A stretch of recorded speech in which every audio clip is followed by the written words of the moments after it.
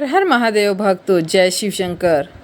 आज की कथा है गणेश जी की कथा। वैशाख माह बुधवार को ये कथा अवश्य सुनिए। सुनने मात्र से घर में कभी नहीं होगी आपके धन की कमी। तो आइए सुनिए गणेश जी की कथा। मेरे प्यारे भक्तों, एक वक्त की बात है, बहुत समय पहले एक रतिदेव नाम के राजा हुआ करते थे और उनके राज्य में धर्मकेतु नाम का एक बहुत ही अच्छा ब्राह्मण रहता था। धर्मकेतु की दो पत्नियां थीं। एक का नाम था सुशीला और दूसरी का नाम था चंचला। दोनों ही पत्नियों के व्यवहार और विचारों में बहुत ही ज़्यादा अंतर था। सुशीला धार्मिक प्रवृत्ति की थी और व्रत उपवास तथा पूजा अर्चना आदि में अत्यधिक विश्वास रखती थी। इसके ही विपरीत चंचलता जो थी वो भोग विलास में ज़्यादा मस्त रहती थी।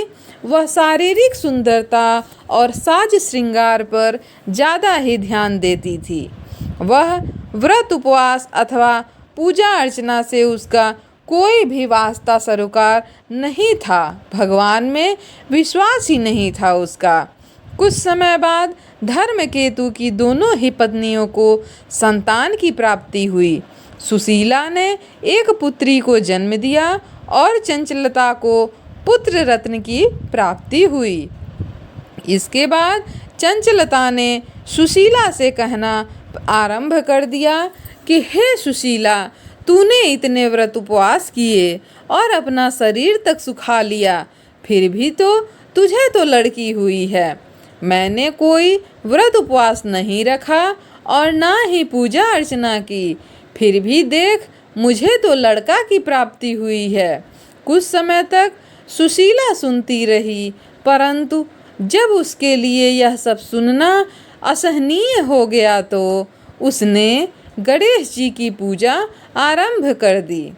भगवान गणेश जी प्रसन्न हुए तब उनकी कृपा से सुशीला की पुत्री के मुंह से बहुमूल्य मोती मूंगे निकलने लगे। उसने एक रूपवान पुत्र को भी जन्म दिया। सुशीला का बदला भाग्य देखकर चंचलता को ईर्ष्या होने लगी और उसने सुशीला की बेटी को कुएं में ढकेल दिया। लेकिन सुशीला पर तो श्री गणेश जी की कृपा थी, इसलिए उसकी बेटी का बाल भी बांका न हुआ और वह बच गई।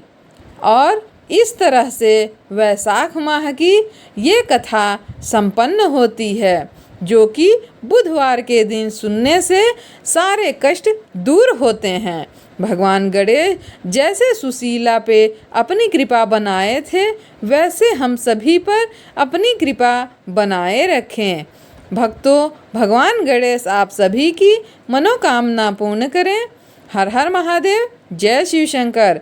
वीडियो पसंद आए तो लाइक शेयर करिएगा और चैनल पर नए हैं तो सब्सक्राइब कर लीजिएगा और कमेंट में जय श्री गणेश लिखना ना भूलिएगा।